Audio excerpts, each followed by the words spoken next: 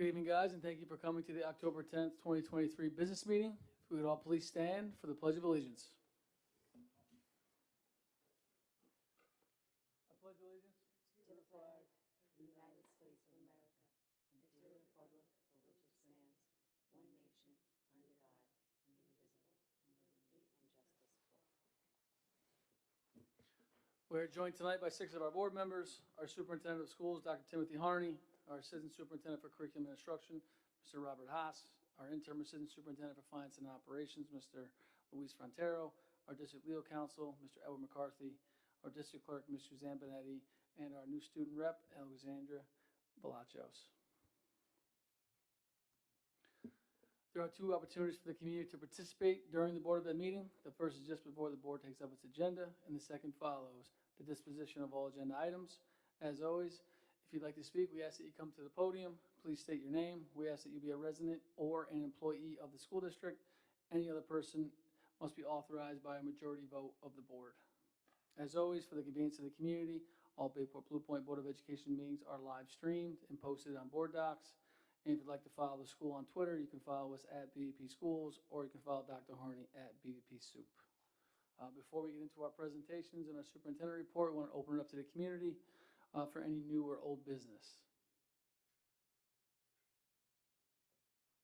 Not hearing any, we'll turn it over for our superintendent report. Dr. Harney, how are you tonight, sir? Very well. Thank you, Mr. Miller. We have a couple of presentations tonight, so I don't have much of an update for you guys. Just as you may have seen it in a couple of letters that we've sent home, we've changed up our website a little bit, so you can take a look at that if you can. And also, obviously, we've added a couple of district-wide an Instagram account as well as a Facebook account. So we'll continue to send them out. And I also believe the principals have sent them out on a regular basis if you'd like to follow us there. We have a lot of good information going out on them on a daily basis, so please take a look at those if you can. And just a reminder that this is kind of Spirit Week in the individual schools, and we have homecoming this Saturday. We start with the Hall of Fame recognition, which is at 10 o'clock in the morning, and then we have the parade, and then obviously the game after that. We're going to continue to watch the weather because it seems to be changing hour by hour, so we'll do that. And as I said, we have a number of presentations today. One is just to give an update on the audit report, which will be first, and then we have a special education report that we want to share with you, and then the academic report. So we'll have all those for you tonight as well. And then you've heard me speak about in the past about our wellness room that is going on here at the high school. We're going to kind of give a wellness update at our next Board of Ed meeting, which is on the 24th. So those are just kind of my updates. With that, I'll turn it back to you, Mr. Miller. Thank you so much, Dr. Harney. At this time, we'll turn it over to our student rep, Ms. Balachos. How are you? I'm good. How are you? Hi, I'm Allie. I'm so excited to be this year's student representative. So for the high school this week, we have Spirit Week leading up to our pep rally on Friday. And as Dr. Harney said, homecoming is on Saturday. The homecoming parade this year for the high school, the float theme is Disney movies, which I'm excited about. The sophomore class is having a Carlton shirt fundraiser, and SEPTA is having their 2nd annual Thanksgiving pie fundraiser. And for any more information about this, it's in our principal's newsletter. So for the middle school, the 6th graders had their successful trip to Adventure Park on Long Island, and the 8th graders just returned from Frost Valley. Spirit Week this week is at the middle school. You can check your email for the dates and like what to wear on those days. And last week the 6th graders began their before school intramural sports. Very exciting. For Academy Street, last week they had their first town hall meeting. Thank you for the PTA for fundraising it. Jester Jim's visit. They spoke about community and belonging, and they had their fire department visit where the students learned about fire safety. And the 4th grade participated in the Native American Day. And coming up is the PTA Fall Family Fun Night and the 2nd grade BAT presentation. And at Blue Point, they had a successful Hello Week, and this week they will be meeting with the fire department to learn about fire safety. Thank you. Thank you so much. Before we get into our presentations, though, I wanted everyone to know on the back ledge right there, all the presentations tonight are there in paper form. But at this time, we'll turn it over to Dr. Harney for our audit report, followed by our special education report, and our last report with Mr. Haas with our academics.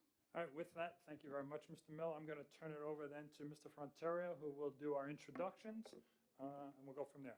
I certainly will. Thank you very much, Dr. Harney. I'm delighted and proud to announce and introduce Michael J. Leone, who is CPA and partner in the firm of Cullen and Danowski. They are the firm that has done our financial audit for the year ending June 30th, 2023. A wonderful audit, I must say, and I'm going to turn the podium over to you. Thank you, Lou. Hi, board.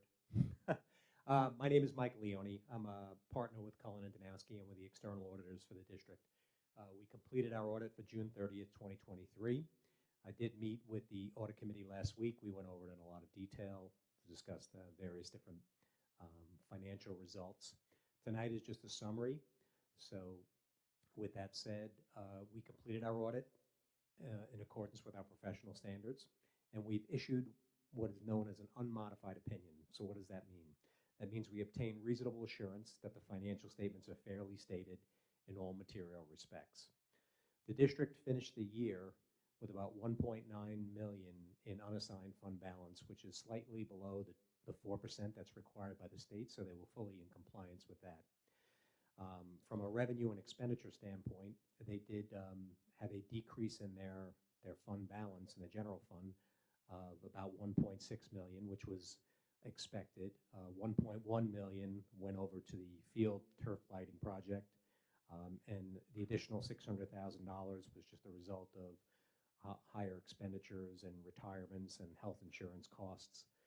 One thing to keep in note, I think that's important to mention, the district operates on a pretty tight budget. They also did not go up to the full tax cap levy, which was more beneficial to the taxpayers. So if they had, that would have decreased some of that loss. In addition to the financial statements, we also issued what is known as a management letter, and those are comments that we make with respect to internal control improvements. I'm happy to report that there were no new comments this year. They were all prior year comments, and they're being updated, and the district is in the process of a corrective action plan. All other communications, we also issued an extra classroom activity report financial statement. And again, that's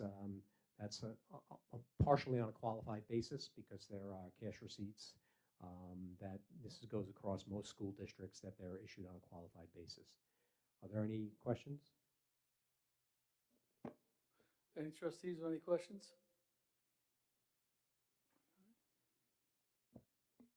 Perfect. Thank you very much. Thank you so much. We appreciate your time, sir.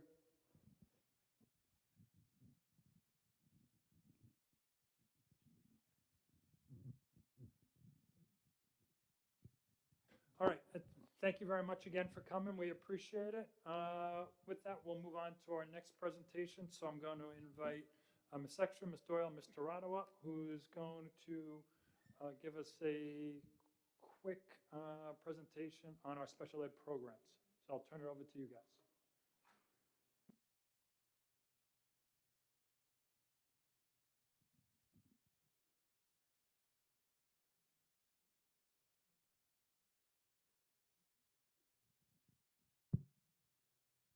Okay, thank you so much to the Board of Education and Dr. Harney for having us speak tonight.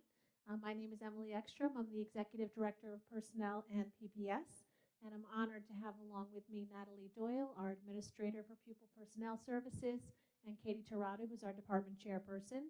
And we're really just going to present to you some important annual information that will inform the community of the availability of special education programs and services that are currently offered in the Bayport Blue Point School District. Thank you.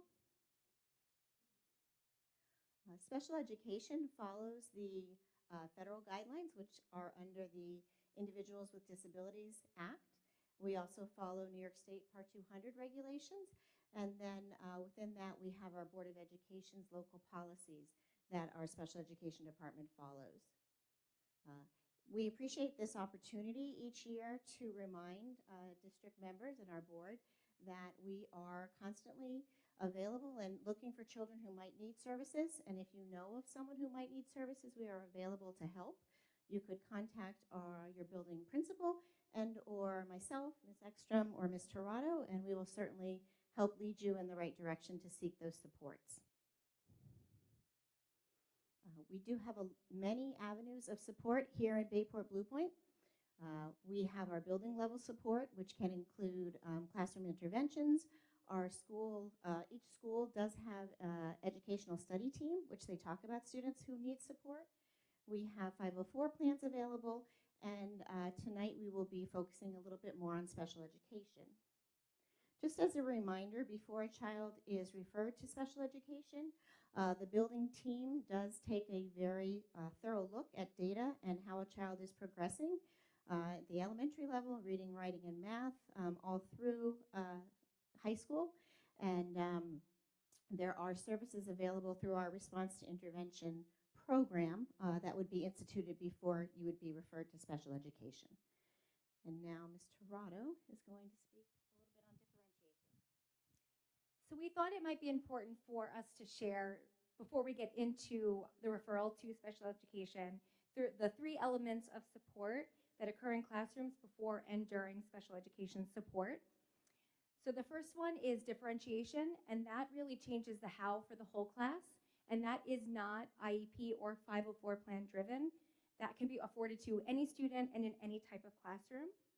So an example of differentiation would be allowing students to complete an assignment from a student choice board to review their spelling words for the week. One student might choose to do their words in Play-Doh, while another student may choose to write them in sentences. Accommodations change the how for specific students. This is IEP or 504 plan driven.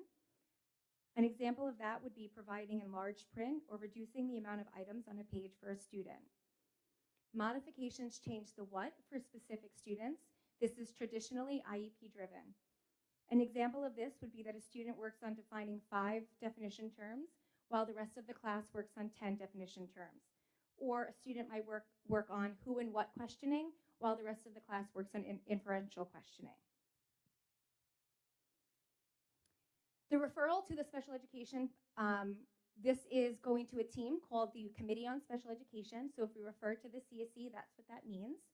Once a child is referred, they do participate in an evaluation, and that evaluation is then looked at an eligibility meeting, which is at the CSE, and the student is either determined eligible for services or ineligible. If they are eligible, then an IEP, which is an individualized education plan, is developed and implemented. Every year we do reevaluate that plan, and every 3 years the child is retested. So now we just want to highlight the availability of special education programs that we have within districts here. We have the consultant teacher model, resource room in grades K through 12, co-teaching in grades K through 11, specific subjects at the high school level, and that's obviously new this year. We implemented a lot more of the co-teaching sections at the 10th and 11th grade. We have special class 15-1, grades 6 through 12, special class 12-1-1 at the elementary and middle school level, special class 8-1-1 at various levels, and new again this year, we have a special class 8-1-2 at the primary level.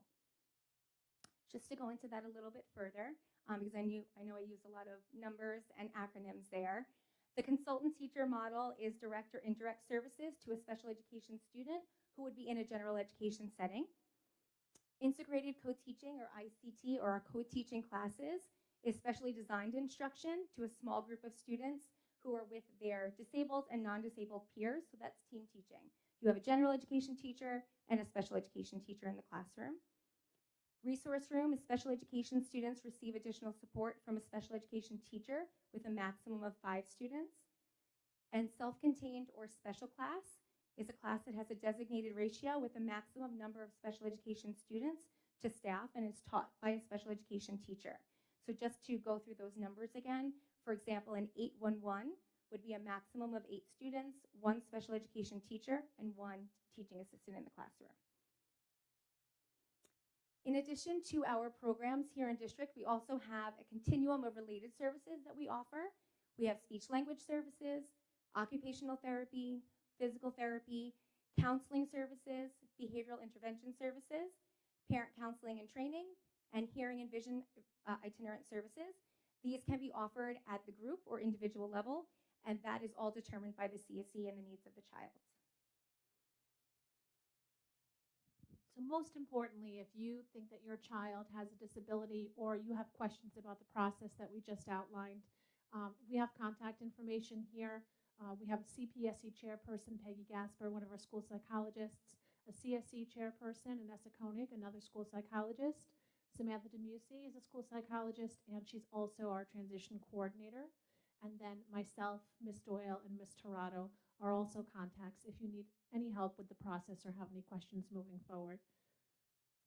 This is all going to be available on our website as well, too. If you go to the main page of the website, on the right side, there's a tab, Pupil Services, and you would click on that, and you're able to find all the contact information that we referenced and any of the information in today's presentation as well, too. So thank you so much. If you have any questions, please, love to hear that. Thank you so much. Any trustees with any questions? Not hearing any community members with any questions about special ed? On behalf of the board, I just want to thank you guys for putting in time tonight. Thank you for this presentation. We appreciate it. Thank you. Have a good night, guys.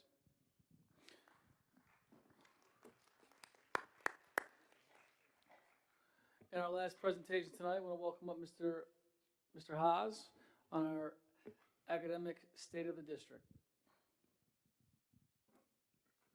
Yeah, so every year we need to give an academic report or an update. So I've asked Mr. Haas to put something together for us tonight. So Mr. Haas, I'm going to turn it over to you. Thanks for taking the time and putting this together. Thank you, Dr. Harney. Thank you, Mr. Miller, and the rest of the Board of Education. So as Dr. Harney stated, this is an annual report that we give at a board meeting, kind of recapping the past year and comparing to previous years. So we'll be looking a lot at the data from the 2022-2023 school year.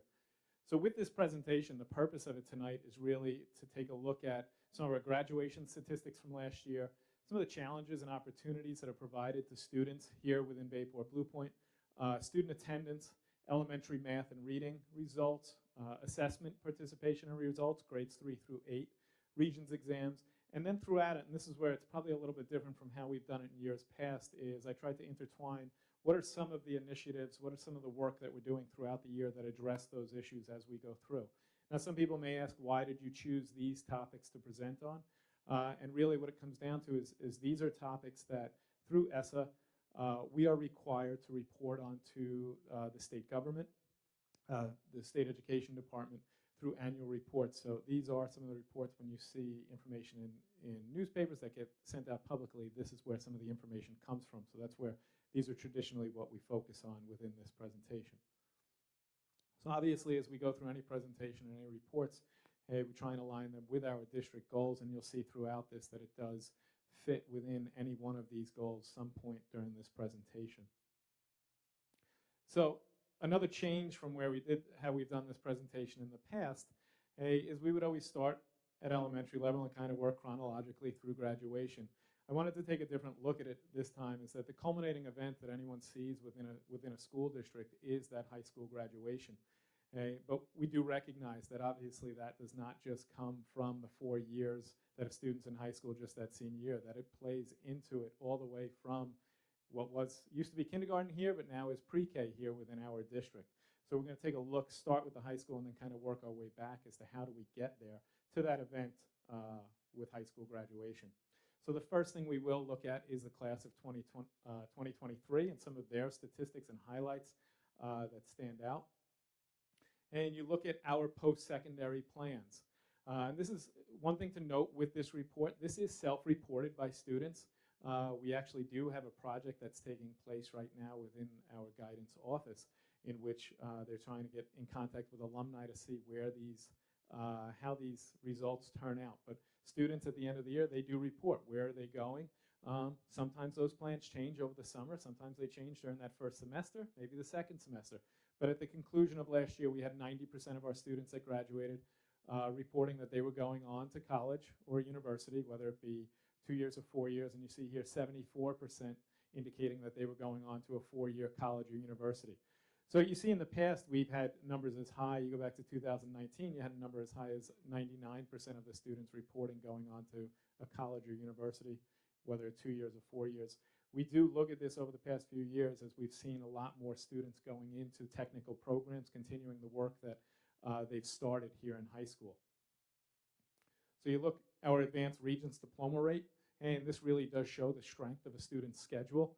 When you look at the graduation, last year we graduated with an advanced Regents diploma rate of 81%, which is a very strong number for us here in Bayport Blue Point. We have traditionally, as you see, hovered in the high 70s. We've been in the 80s a few times, but it really does go to show that the students are challenging themselves with math throughout, all the way through Algebra 2, and oftentimes 4 years of math, and continuing on with classes such as world languages, where they're completing the sequence and going 3 years through, whether it be Spanish or French.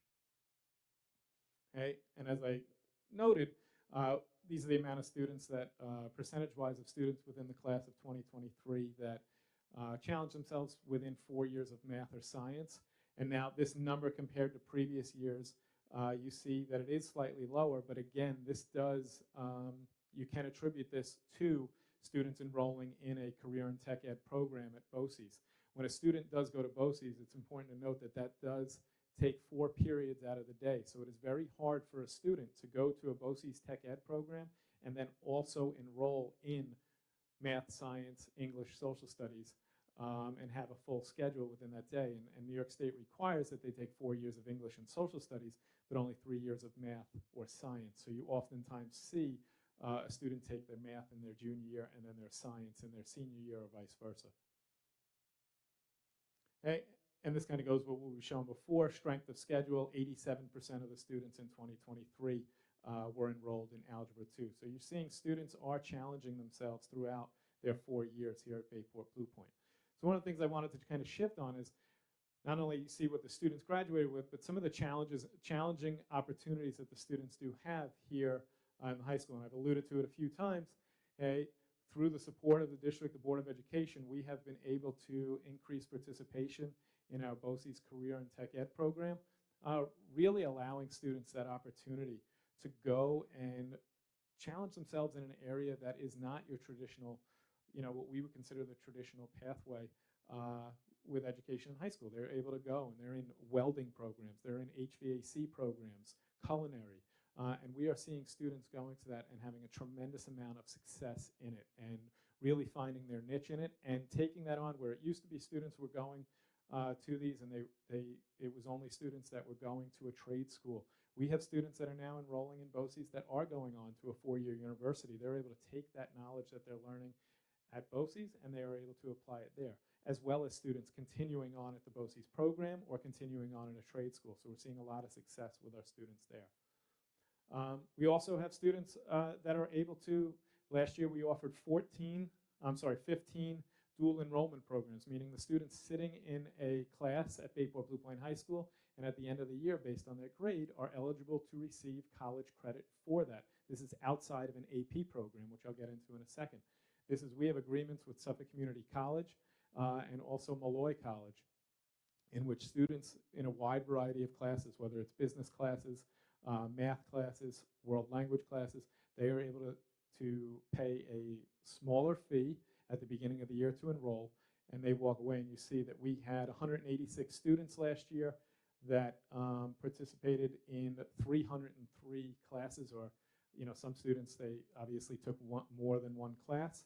And the average student last year walked away with 5.38 credits. So you're seeing students that are able to take those courses and then they get a transcript at the end of the year. They get a transcript and they are able to send that directly to the school that they've enrolled in. So we're seeing a lot of benefits to that. Along with the dual enrollment, we do have the traditional AP program as well at the high school. In our AP program, we do have something known as self-selection. So students have the opportunity to challenge themselves, even if they weren't recommended by their teacher and they have an interest in a certain AP class, they are able to enroll in that program. And what we've seen with those numbers is very strong. Last year we had 519 tests written, 240 total students. Now, one thing to note is you may see it looks like a decline. If we did this with percentage, you'd probably see it going the other way because the enrollment of the overall high school has declined over that time as well. So our numbers have stayed strong there. Now, the question always comes up is your participation numbers have increased. They have stayed strong. Well, what do the results look like? And what we have found over time is that with the increased enrollment, our results have stayed very strong and have increased at times. So you're seeing with the AP exams, you get scored on a 1 through 5 scale. 3 or better makes you eligible for college credit. Depends on what school you're going to, depends on your major, depends on the course. Okay, but we saw very strong numbers of 77% of our students scored 3 or better. 47% scoring a 4 or better. So this is really a tribute to, number one, the hard work of the students, but also the time and effort and support that's being put in the classroom by the classroom teachers in those programs. So AP Scholars, which will be honored in a couple of board meetings from now. This is students who have taken multiple AP classes and scored certain levels on that. So we see very strong numbers continuing with the amount of students with that. So you're seeing a lot of challenge going on within the classroom and opportunities for our students.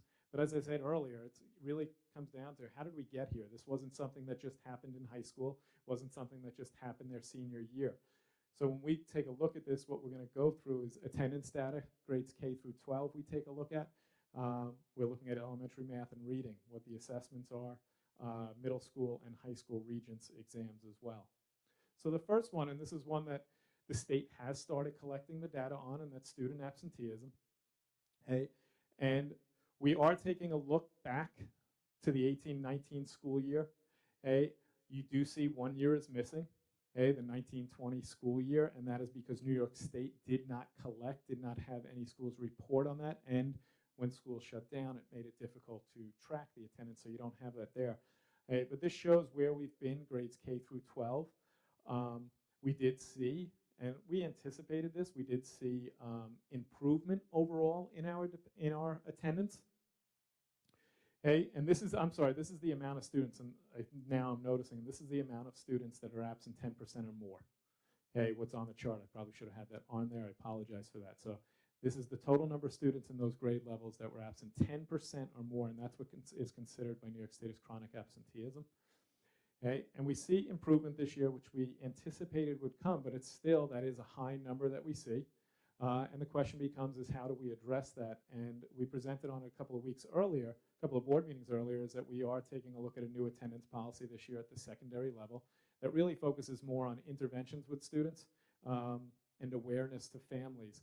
You should have gotten, you probably got an email if you're grade 6 through 12 from me last week introducing it, and letters will be going home this week, which will go home on a 5-week interval on student attendance at the middle school and high school level. But really the key component besides the awareness is the interventions that we're putting in place and the supports that we're putting in place for students through the high school guidance and middle school guidance offices, and having the school counselors along with social workers if necessary, psychologists, administration involved with not only the student but also the family to work with them.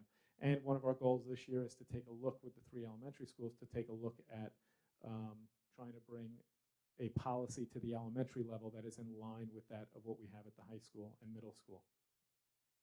So when you look at taking you to our elementary math, this is a locally developed assessment that is based off of the curriculum that's written by our teachers. So you see, and I'm not going to go through all the numbers. Some of these slides, this will get posted onto our website. You may have a physical copy, so I'm not going to go through all the numbers on them. But what you'll see is passing for the elementary. You'll see passing and mastery for mathematics, and this is all in percentage. And this is the reading. This is students who are the percentage of students on or above grade level. This is using Fontes and Pinnell and the benchmarking that they do. That the teachers do with the students. So you did see an uptick in reading levels last year. The question becomes, what do you attribute that to? And that's something that we're taking a look at this year to see, whenever you're looking at data, you want to see the trend and does that trend continue? But we did have our literacy coaches started last year. Again, they're continuing their work and getting into classrooms more, working more directly with individual students and teachers. So we're seeing some of that work hopefully to see that trend continue with it. So some of the stuff that we're doing with reading and math at the elementary level is really a goal of ours in meeting with the elementary principals and developing a plan for professional learning for our teachers throughout the course of the year, and having consistency with it is going to center around something that they actually just discussed briefly in the special education presentation, and that's Tier 1 interventions. Hey, what interventions can we put in for all students in the classroom? How can we support the teachers? And one of the things we have built into our calendar is quarterly professional development for all of our teachers, and then obviously your superintendent's conference days.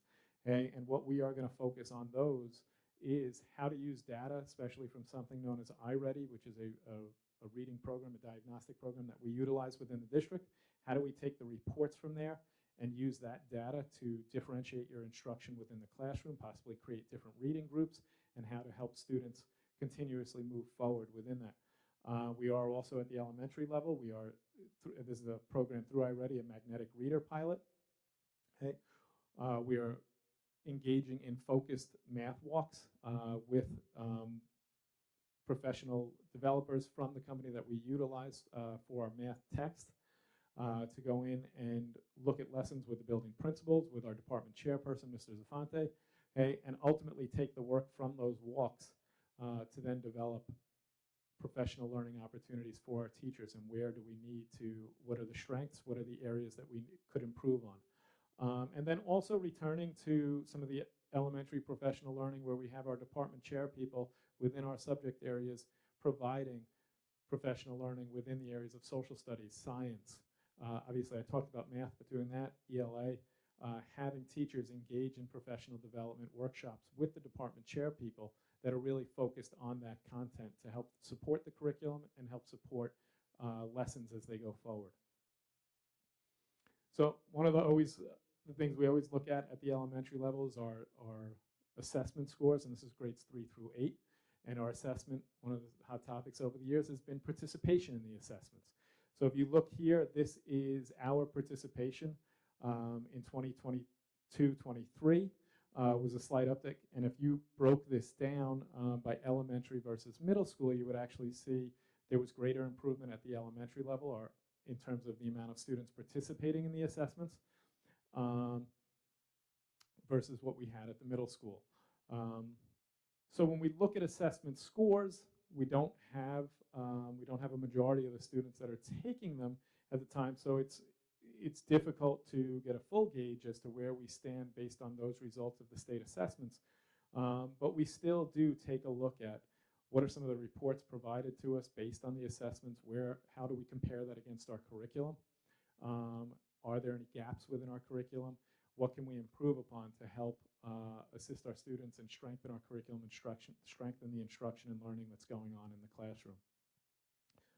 So these are ELA state assessments, grades 3, 4, and 5, and then obviously the middle school as well, and our math assessments as well. One thing to note, you do have in the not tested column for the middle school in grade 8 for math, it does show an extremely high number of 117.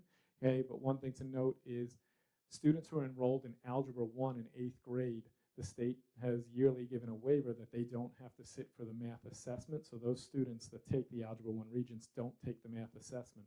So out of that 117, 73 of them were refusals.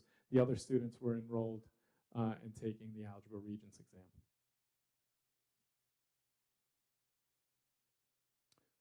So the next thing we take a look at is the middle school and some of the Regents information from the middle school, and this would include participation and the results from that. So before we get into that, there's two things that I do want to point out that go not only with the middle school but also for the high school is the scoring reporting levels. Okay, this year, a change from how we've presented this information in the past is the state has started reporting the data based on the levels, just like the state assessments. So there's two different ways that they're reported. Some of the exams have 5 levels. Okay, and if you see that, obviously, what you see on the screen there, a level 5 is an 85 to 100, level 4, 79 to 84. I'm not going to read the rest for you. But so what you will see on the presentations is a little bit different from the past in that it shows the levels rather than it shows the scores, but that is how they correlate to it. So if you see it's 5 levels. Obviously, it goes with that top 1 and 4 as the bottom. Another thing that I just wanted to remind everyone of is over the past 2 years, there has been something known as the Regents Special Appeal. And this applied to anyone through this past August, over the past 2 years, that sat for a Regents exam. If they scored between a 50 and a 64, and they passed the course, okay, the corresponding course, so if they got a 60 on the Algebra 1 Regents and had a 75 in the course, they were granted what's called a special appeal. They were given credit for that Regents exam. So on their transcript, where exam information does appear, it would say an essay rather than a score. Okay, that gives them the credit not only towards graduation, but also towards diploma types as well. Okay, it does not exclude a student from taking the exam again, and we've had some students who do sit for a second time to challenge themselves on the exam again to get the passing score. But this did expire in August, this past August. So any student who sat for an exam in August, they still were eligible for it, but moving forward, they no longer are eligible for it. So their score is going to be what their score is. So when we look at the middle school, when we look at the middle school in terms of enrollment, okay, we took a look at 2 courses, and these are both Regents level courses. You have Earth Science and Algebra 1, which are both traditionally given to students in 8th grade, or they can enroll in them in 8th grade. So you see our Earth Science numbers have remained relatively stable. And in terms of student enrollment, 42% last year, or that's actually this year, 42% of our 8th grade is enrolled in Earth Science. Okay, and what you look at over last year is, and really throughout, is we've traditionally had very strong results within Earth Science within 8th grade. Okay, so our students have been able to challenge themselves, and our teachers there, past few years, Mr. Frank, Ms. Barone, Ms. St. Louis, they have been able to really work very well with our students, and the students have worked hard in those classes.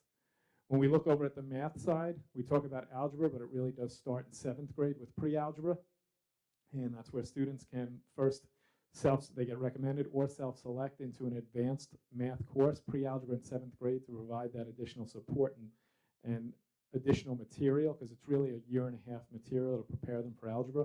It's a 1.5 period class, kind of like a science with a lab. And you see our enrollment in that over the past few years has remained relatively strong. Okay, and this year, in both 7th grade and 8th grade, you see in pre-algebra and algebra, 53% of the students are enrolled in those classes. And you'll see within algebra, just like Earth Science, very strong results over the years in 8th grade algebra. So as we move into the high school, okay, how the charts are set up, just so you're aware, is on the left-hand side, you're always going to see our high school data. On the right-hand side, you're going to see how we compare to Suffolk County. And like I said, I'm not going to go into each exam, but one of the things you'll see consistently is we've remained relatively stable in that. You'll see some areas where you've seen some improvement over the past few years, some areas where there has been a slight decline, and I'll talk about at the end where we are, what are some of the things that we are doing as a school, and what some of the departments are doing to look at this data. But overall, as compared to Suffolk County, we continue to perform strongly. But obviously, always with anything, there's always areas that we're looking to strengthen with. So with ELA, one thing to also note is that it's broken into, there's a January Regents given. We have about 80 students. It's usually our AP students from AP English enroll in the January Regents, and then we have the June Regents, which is the rest of the class. Okay, so you see that comparable there. Those are students who took it in January versus the ones who took it in June against Suffolk County as well.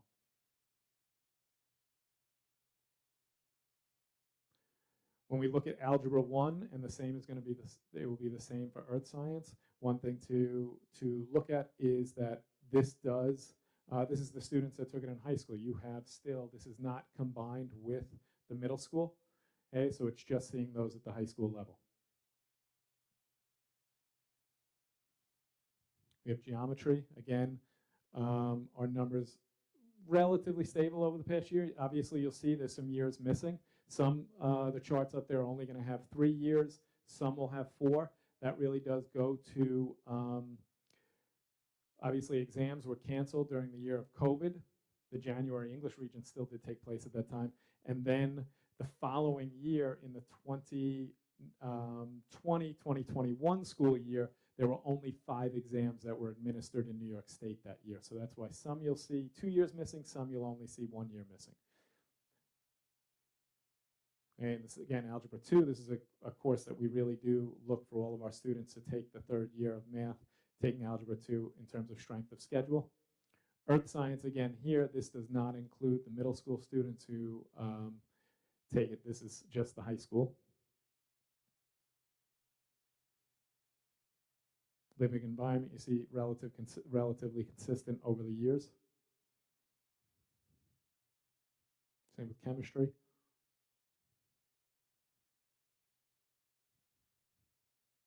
Physics, which is mostly taken by our seniors, even though we do have more and more juniors taking it every year as they go for their 3rd year of science.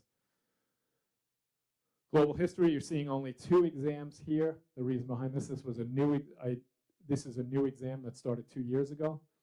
And so we did not go back because it's not really comparable when you look at the exams from several years ago versus what was administered, and you'll see the same for U.S. history.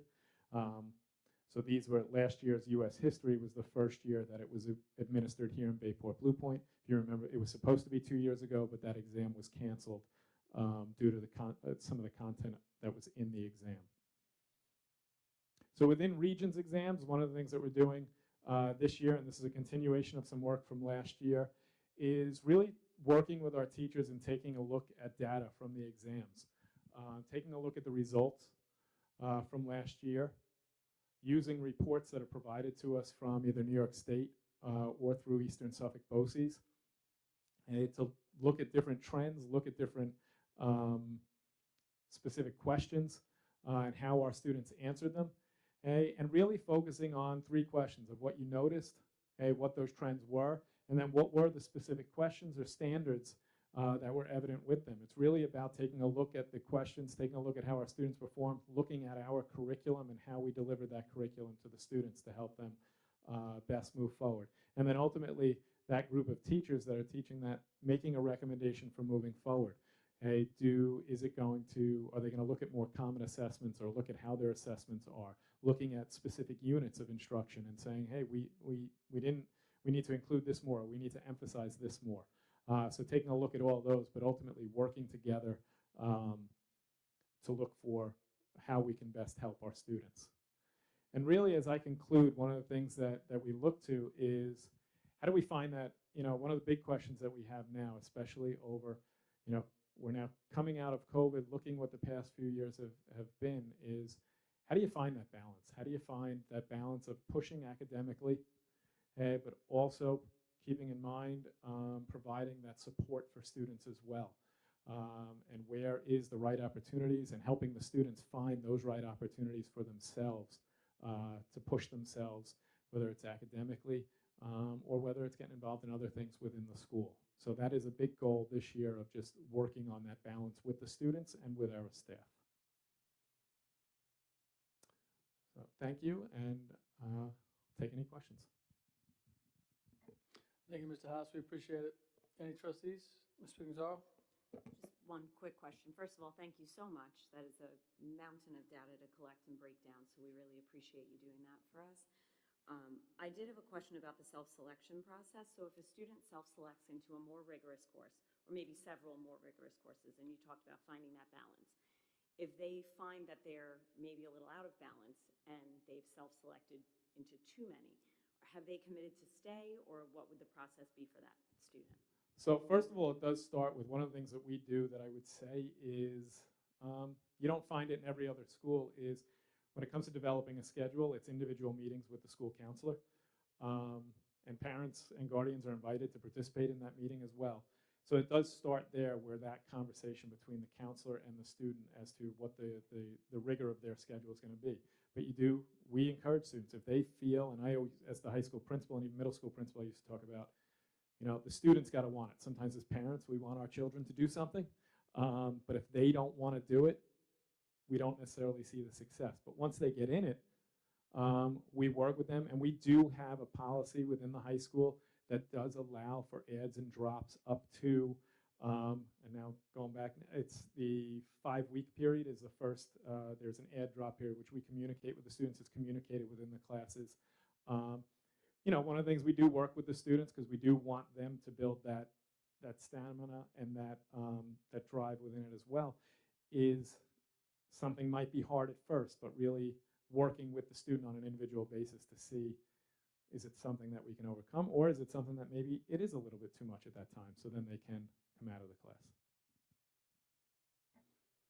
Any other trustees? Ms. Conner? Thank you. That was super comprehensive. Just a couple things that should be softballs. I wanted to thank you with the attendance policy for always leading with support rather than punitive measures. It's really important. Can you refresh my memory? And I can't find it.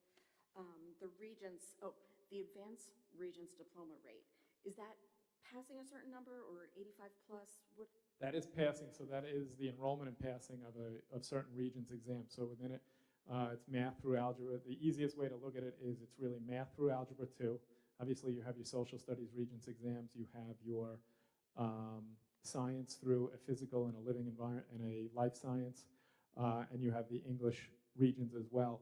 Along with that, and this is where we've seen a shift over the years, it traditionally was the gatekeeper would be going through level 3 within Spanish or French within the world languages and passing that. But there are other pathways that are open to students, other sequences. So we've been fortunate that with a music and art program, the way we have it, that students are able to also find that sequence within music and art. Even within BOCES, they've been able to find the sequence within tech ed. So we've worked with students that they can still earn that advanced Regents diploma, even though it might not be through how it was done 10 years ago. Great, thanks so much. Any other trustee questions?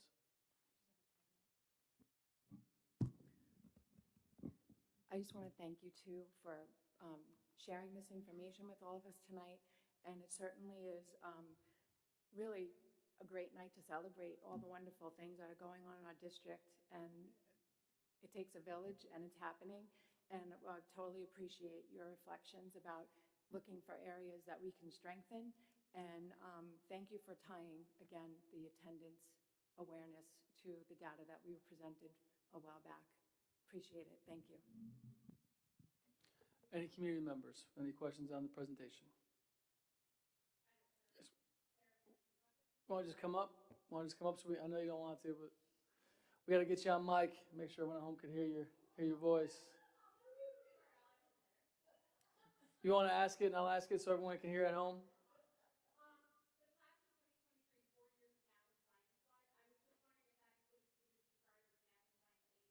Yes, it did. Yes, if they took algebra or earth science in 8th grade, that did count towards their 4 years.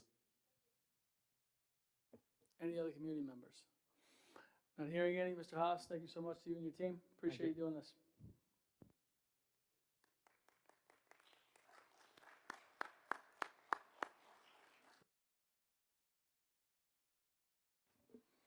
Moving on to consent agenda, are there any items the board would like removed from the consent agenda and placed on the regular agenda? Not hearing any, can I have a motion to approve consent agenda items G, H, I, J, and K?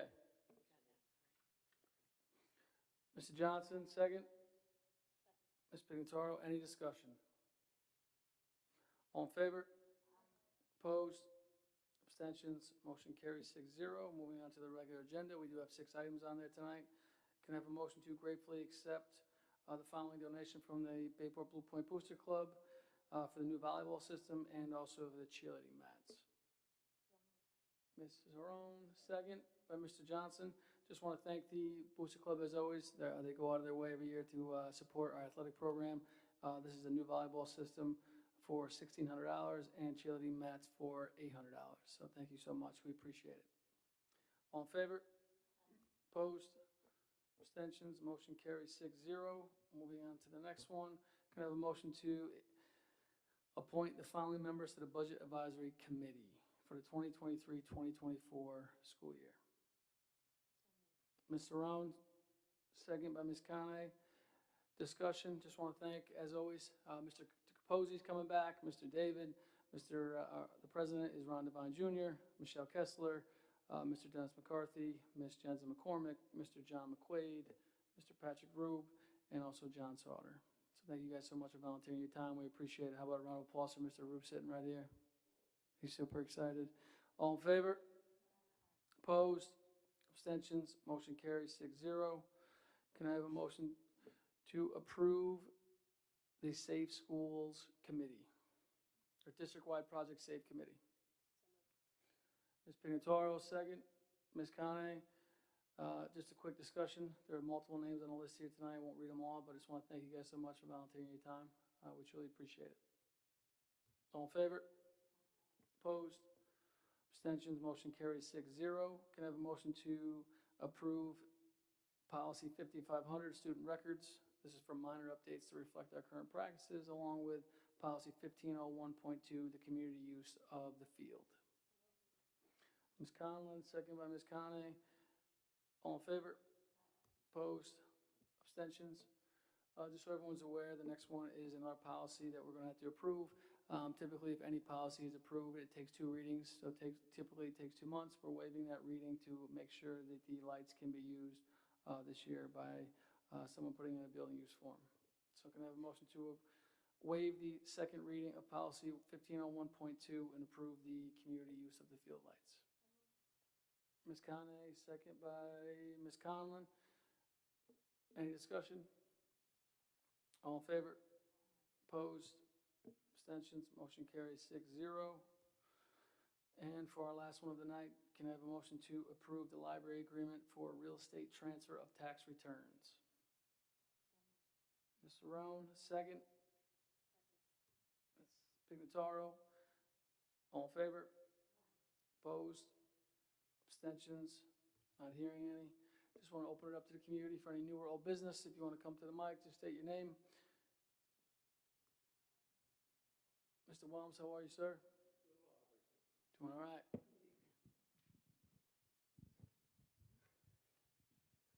So if you can't tell from my shirt, I'm here to represent the Bayport Blue Point Youth and Cheer organization. I want to thank the entire board for really working hard and diligently to develop the policy for the use of the lighted field. And as you mentioned here, the second reading, there was a lot of rush behind this, and I will be submitting a community use form, field use form tonight for it. But I want to thank you all for your hard work, and it will really benefit the kids and the youth program. So I'm speaking for all of them. We all appreciate it. Thank you so much, Mr. Williams. Appreciate it. Any other community new business?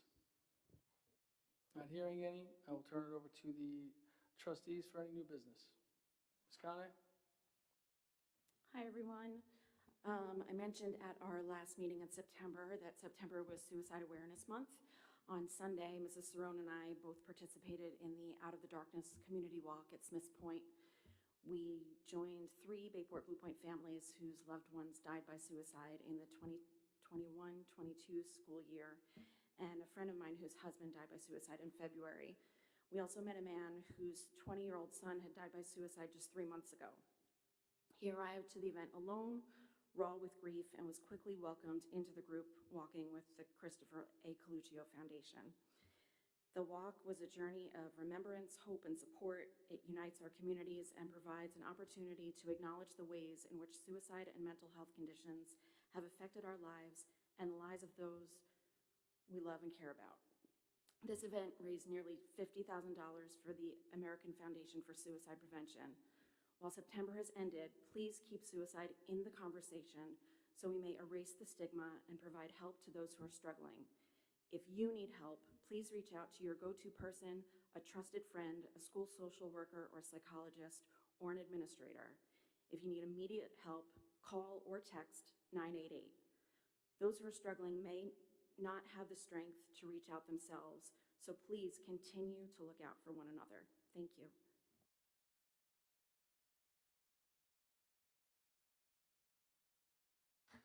Thank you so much. Any other trustee new business?